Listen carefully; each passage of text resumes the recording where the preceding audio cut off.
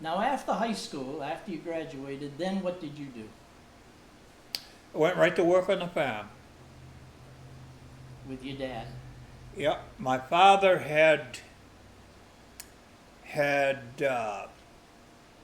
accident on ice, and it hurt his back, and one leg became a lot shorter than the other. And he had emphysema as well, smoked all his life, big time, and he wasn't able to keep everything done that needed to be done to make a living, so I went right to work on it and thought nothing of it. Worked on it ever since. So, about when did the sawmill start? I started that about the time my wife and I got married. Well, now he's in trouble. And that must have been You what? had it, don't ask me. You had the sawmill going before you got me. Before I got you. Yes. Okay. And that was what, mid-60s? I've got you in trouble now, don't I? I think There's It's not There's a there, plaque it's in there the that I go look at. I can't remember. I think it was 66, We 68. were So married in yeah. 64. I thought it was before that because I was born in 48. But anyway, We were married in 64, but I was with 64, him okay. for 3-4 years before that, and I think you had the sawmill then. Well, I had the shingle mill before Yeah, that, you had the shingle mill, yep. and I'd sawed shingles Well, quite a little yeah, while, I just guess I'm reckoning it all just a together. part-time thing, Yeah, you know. Yeah.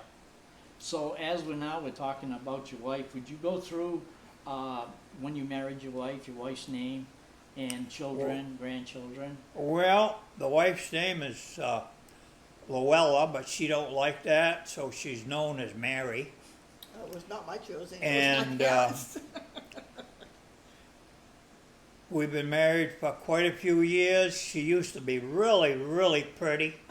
Used to be able to hear. Had all the teeth. Her hair was beautiful blonde. Now it's white. Jeez. But And it's not let's quite what see. you wanted, is it? Well, he's the one digging it deep. We're gonna leave here in a few minutes. You gotta stay. Down through the years, she's a lot more into the farming than I was. I liked the outdoor work. She loved the animal work. A lot of the neighbors around say she's an excellent vet. So anyway, together we made a success of it. And we had 2 girls and 1 boy. Skeeter, Rhonda, and Jason. That's fine. And grandchildren? And grandchildren. Oh my goodness. You don't want the names of them, do you? You want me to just tell you how many? That would be fine. I don't know. Okay, Skeeter and Greg had 4. Rhonda Dale had 2. Jason has got 3. And now we have 2 great-grandchildren and another one that's going to be here somewhere along December. Well, that is great. Congratulations. Do you have anything you'd want to say about your parents? I mean, I know your father was, I believe he was a selectman in town. He was selectman for quite a few years. He was on the school board for a few years. My mother was a hard worker. She could grow most anything. Good cook. Very good natured. Most people liked her. My father, you either liked him or you didn't. A lot of people didn't. I think he was quite honest. I think one of the things I remember most is because I've got to where I don't like politics. When he was in the selectmen, I've seen many people come in the barn when I was doing chores and they would end up getting mad because they could not get something that they wanted that they didn't deserve. And you know, the surprising part, as the years went by and he got done being a selectman, then them people said he was the greatest one there was. That's why you don't like politics. Yep, that's one of the things. That's unfortunately is the way things go. Yeah. What is the biggest change that you've seen in Sabattus? Oh boy, the biggest change is, I guess it's a population growth. We have seen it come from just a county sheriff to full-time police officers to a full-fledged public works department, a water department. We never had any of them things. One other thing that, and I'd like you to think about this and see if you agree or not, one other thing that we hear all the time is that at one time there was a change in the sense of the community. In other words, everybody knowing everybody, and as you already said back along about the neighbors would always help you out, that has sort of gone away and people don't even know the names of their neighbors anymore. Yep. That seems to be recurring. Exactly. I can remember very distinctly seeing people start moving in up here, and wife and I started trying to be friendly, and we walked up and said, hi, you know, we live down here, our name is such and such, you know, welcome to the neighborhood. And they would start laughing. And you could see that they were saying, Hello. wow, have we got some hay seeds here, you know? Yeah. And I've seen that more than once. It gives you kind of a strange feeling. It's Not not a lot. not the same at all. No. But I will say we have some darn good neighbors. I'm sure.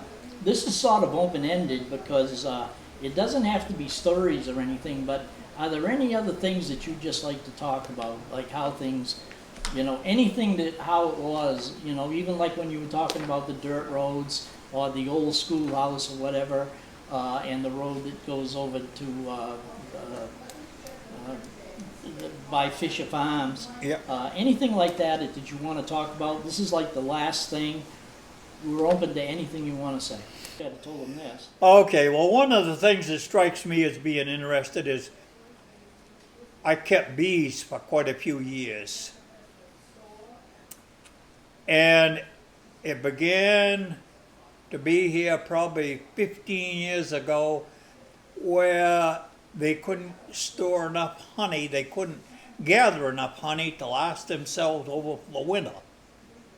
For example, a good hive of bees needs to weigh about 100 pounds come September, last of September. And they probably wouldn't be weighing more than 20. So that meant you had to feed them a lot. And I couldn't figure what the problem was. And I still don't know. But I gave it up. I gave my bees to a feller in Buckfield, Tony. Can't think of his last name. He just died a little while ago.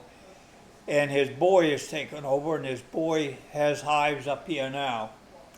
So I was talking with Tony one day, and I told him what my problem was, why I was giving him the rest of my bees. And he said, well, he was almost the same age as I was. And he says, when I got out of high school, he said, I had 400 hives.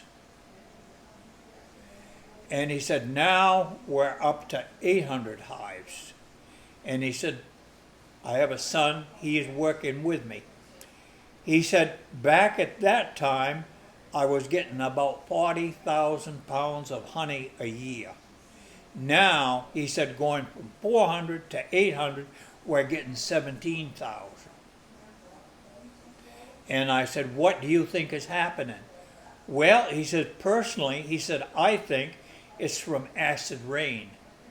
And it gives the blossoms, or the nectar in the blossoms, a flavor that the bees don't like, and they aren't working them the way they used to. I guess as many people as you talk to will have a different idea. But this is some of the change that I see that's taking place. Some of the other changes I see, when we moved here, there was never a fisher around. Now you have quite a few fisher.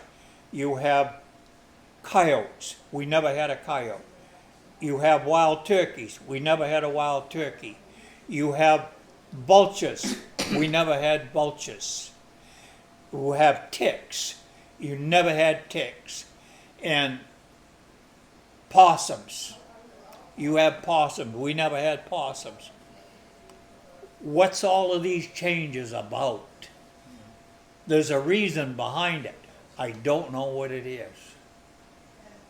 That is just exactly what I was looking for. If you don't have anything else to add, I guess we're all done. I can probably add to you a lot of things. We could probably sit here all afternoon. Well, I'm sure you could. But I don't think of them all right now. No, that's fine. That's fine. And don't be surprised if we come back. Hey, you're welcome to. Okay. We'd like to thank you. Yep. Hey, you're welcome. Yeah. Thank you I very don't much. care. I enjoy that.